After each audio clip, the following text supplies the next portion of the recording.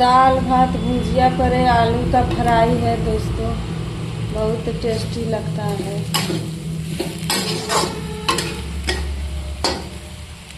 सरसों मसाला डाल के हम भेजे हैं।